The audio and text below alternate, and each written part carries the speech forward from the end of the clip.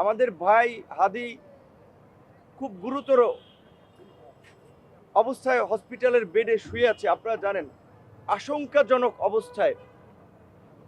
তার চিকিৎসকদের সাথে কথা বলেছি, মেডিকেলের ভাষায় এই কন্ডিশন নিয়ে সুস্থ হওয়ার, স্বাভাবিক জীবনে কিংবা বেঁচে থাকার হারটা খুব নগণ্য। কাজে এই মুহূর্তে আমাদের সবচেয়ে বেশি প্রয়োজন মানুষের দোয়া। খাস করে বর্তমান অন্তর্বর্তীকালীন সরকারকে পরিষ্কারভাবে বলতে চাই, কোনো সান্ত্বনার বাণী শোনাবেন না, সান্ত্বনার বাণী শোনাবেন না। শেখ হাসিনার পরিণতি দেখেছেন, বিক্ষুব্ধ জনতা কিভাবে গণভবন ঘেরাও করতে গিয়েছিল। কাজে আপনারাও যদি ওই শেখ হাসিনার মতোই সান্ত্বনার বাণী শোনান, আমাদেরকে ঘুমপাড়ানি মাসি পিসির গল্প শুনিয়ে শান্ত রাখতে চান, সেটি আপনারা পারবেন না। নির্বাচনের তফসিল দিয়েছেন, কতটুকু নির্বাচনের পরিবেশ আছে সেই নিয়ে গোটা দেশের মানুষ উদ্বিগ্ন। এই অবস্থায় নির্বাচন তো হবে না যদি এই অবস্থা চলতে থাকে।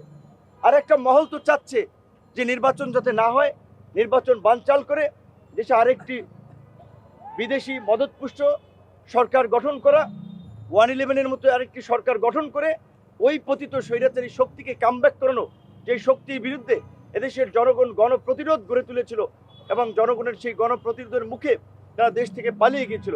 আমি যদি বলি যে আমাকে 5 জন পুলিশ দিয়ে, আমার সামনে পেছনে একটা গাড়ি দিয়ে আমাকে নিরাপত্তা দেন, আমার মতো যারা সহযোদ্ধা রাজপথে সারা বাংলাদেশ থেকে নেতৃত্ব দিয়েছে, বিশ্ববিদ্যালয় থেকে কলেজ থেকে জেলা পর্যায়ে অসংখ্য তরুণ রয়েছে, প্রত্যেককে তাদের একজনকে আঘাত করা মানে তো জুলাইয়ের আঘাত।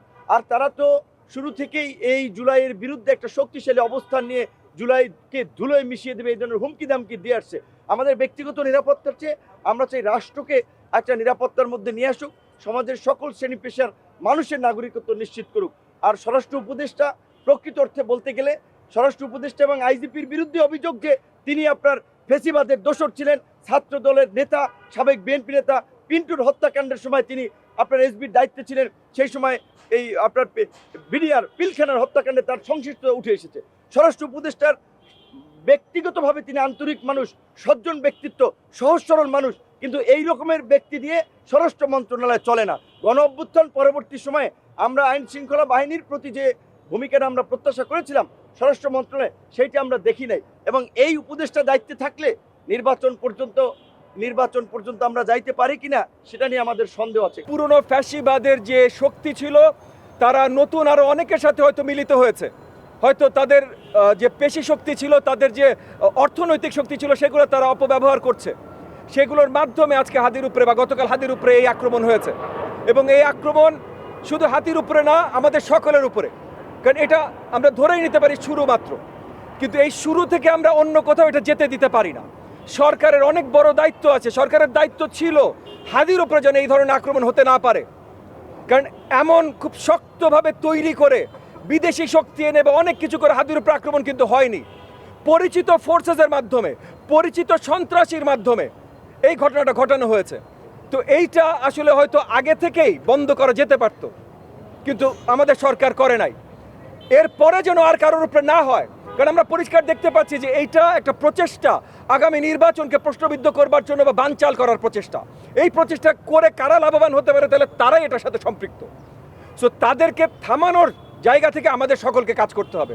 এই ধরনের ঘটনা আমরা তীব্র নিন্দা জানাই এবং আমরা মনে করি বাংলাদেশে যে নির্বাচনকে কেন্দ্র করে জনগণের মধ্যে একটা আগ্রহ তৈরি হয়েছিল, প্রার্থীরা আমরা বিভিন্ন জায়গায় প্রচারণা সহ কাজ করছিলাম, তার মধ্যে একটা ছেদ ঘটেছে এবং এই সময় একটা ভীতি সৃষ্টি করা সারা দেশে মানুষের মধ্যে যারা ভোট দেবেন বা যারা ভোটের প্রার্থী আমাদের মতো সবার মধ্যে একটা ভয় ছড়ানোর চেষ্টা। যারা চায় বাংলাদেশে নির্বাচন না হোক, বাংলাদেশে গণতান্ত্রিক পরিস্থিতি ফিরে না আসুক, তারাই আজকে হাদির উপরে এই আক্রমণ করেছে বলে আমরা মনে করি।